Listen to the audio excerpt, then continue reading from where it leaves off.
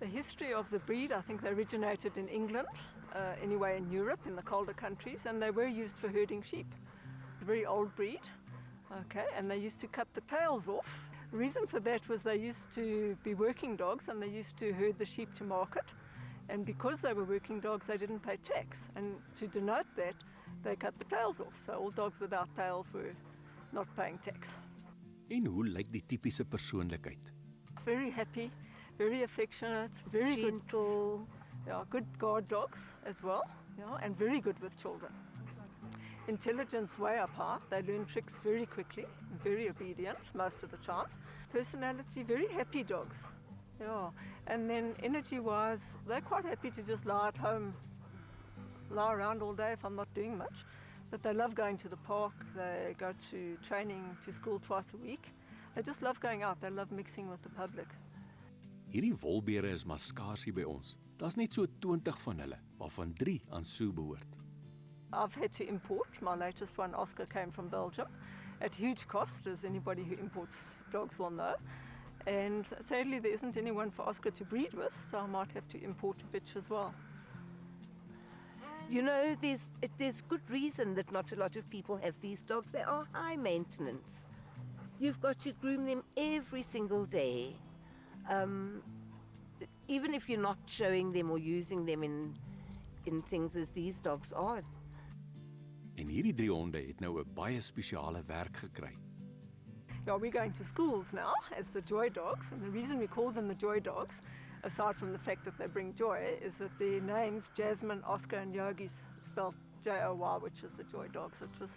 Didn't name them specifically for that, just found out after I'd named them all that they're the joy dogs. Sue, Maureen en hierdie spannetjie Vreugde gaan na skole toe om kinders op te voed oor basiese troeteldier-eienaarskap. Hulle dek onderwerpe soos gesondheid, versorging, voeding, oefening en nog vele meer. Hierdie goed opgeleide honde bring nie net vreugde en opwinding waar hulle gaan nie, maar dien ook as ambassadeurs om die volgende generasie troeteldier-eienaars in te lig en op te voed. I think there's a big gap in the market because so often you read negative publicity about dogs. A child was mauled and and the crocodile hunter showed us that it's the dog's environment that we've got to adapt to. We can't expect them to always adapt to our environment. And there are certain ways to be safe, and one of them is to know how to approach a dog. So that's what we teach the children. We let them come and groom the dogs, and we say, this is how you come up. You don't come up from the front because it's aggressive. You come up from the side and you ask the owner if you can pat the dog. And you never pat through a fence because they're protecting the property behind the fence. So those are important lessons.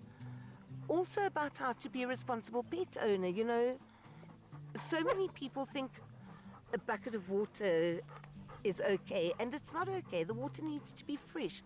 In summer it gets very hot, and children will say to you the dogs need water and food, but they've got to remember that they need love and they need exercising and they need, so we do, and then of course to show off the dogs because they just have learned so much, and it's nice.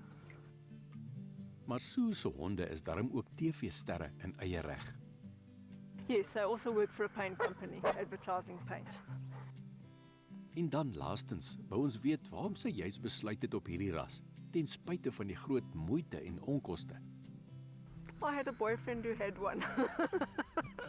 I just fell in love with the breed. They're just so special. They're so fluffy. I always wanted a fluffy dog on my bed like this, and now I've got the real one. In fact, I've got 3 on my bed at night.